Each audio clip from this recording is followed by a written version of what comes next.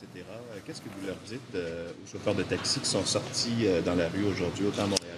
Bien, je le comprends. Vous savez, dans le changement, il y a des bouleversements nécessairement. Et dans ce contexte, je l'ai mentionné, c'est un projet de loi qui donne plus de transparence, plus de concurrence pour l'usager, pour le client. Encore une fois, on réduit la réglementation, la charge fiscale, la charge administrative de l'industrie du taxi. On met fin à la classe 4C. On met fin à la plaque T qui coûte 1 000 $. On réduit le fardeau des chauffeurs de taxi, là. Chauffeurs de taxi qui louent à hauteur de 300, 500, 600 $ par semaine un permis de taxi pour eux. Demain matin, ce sera terminé. Mais de l'autre côté, on protège l'appellation taxi comme on la connaît aussi. Demain, ces chauffeurs continueront d'avoir un boulot.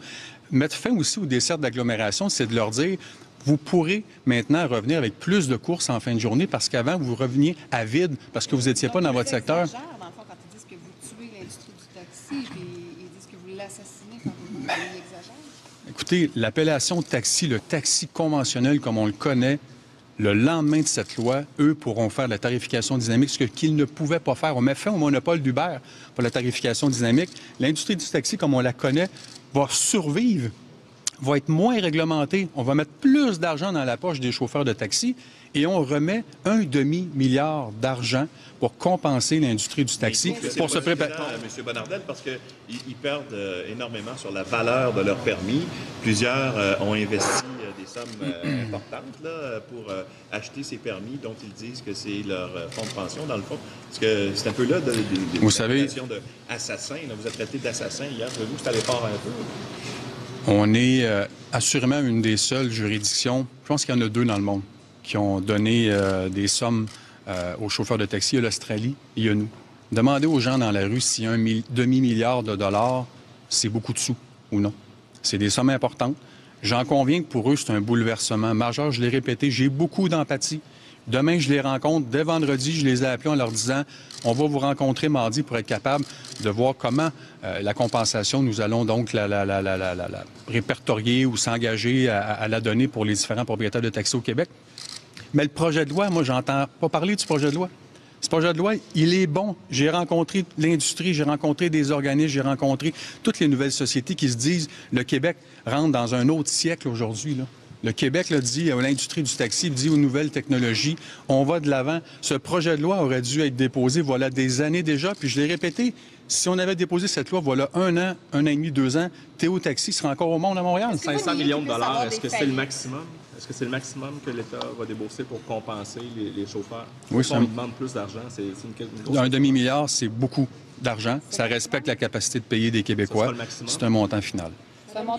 Est-ce que, juste oui, Mme Plessis. Est-ce que vous niez qu'il puisse y avoir des faillites? Il y en a qui disent on s'en va en faillite là, carrément. Est-ce que vous allez laisser ce processus-là arriver? Je dis aux chauffeurs, le lendemain de cette loi, vous allez pouvoir faire de la tarification dynamique. On met fin au monopole d'Uber.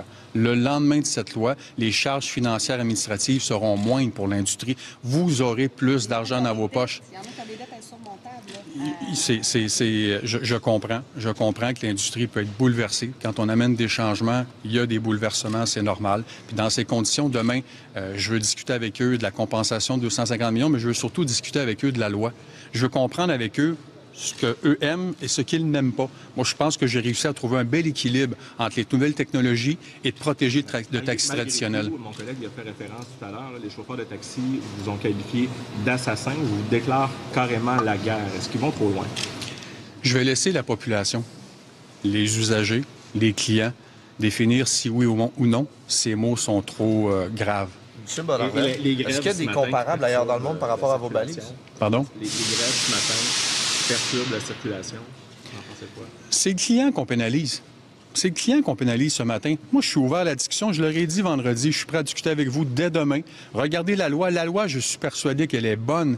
On a trouvé un bel équilibre, encore une fois, entre le taxi traditionnel et les nouvelles technologies qui vont s'implanter dans les prochaines années. Puis je leur ai mentionné aussi, on se garde une place. Imaginez le véhicule autonome aussi, là. Le véhicule autonome, c'est à nos portes. C'est peut-être dans 1 an, 2 ans, 3 ans. Donc, tout ça va avoir encore une fois, des chamboulements importants pour l'industrie du taxi. Je vais m'asseoir avec eux, on va trouver des pistes de solutions. Les balises de votre projet de loi, est-ce qu'il y a des comparables dans d'autres sociétés? Est-ce que ça se compare? Ou vous êtes les premiers à y aller avec une déréglementation comme celle-là? Bien, il y a plusieurs provinces ou autres États qui sont extrêmement déréglementés. Moi, dans ces conditions, je voulais leur dire, et je le disais depuis le début à tous les ministres des Transports qui ont été sur le gouvernement libéral, vous devez déréglementer, vous devez alléger le fardeau administratif et financier de l'industrie parce que ça leur coûte extrêmement cher. Cette industrie n'a pas été modernisée depuis les 40-50 dernières années. On fait le pas aujourd'hui, puis je pense que les gens comprennent qu'on veut protéger l'appellation taxi comme on la connaît, le taxi traditionnel, puis de l'autre côté, de leur permettre aussi de s'épanouir dans un contexte aussi où les nouvelles technologies sont présentes. Sur le budget, là, la poussière est retombée, toutes sortes de choses ont été dites.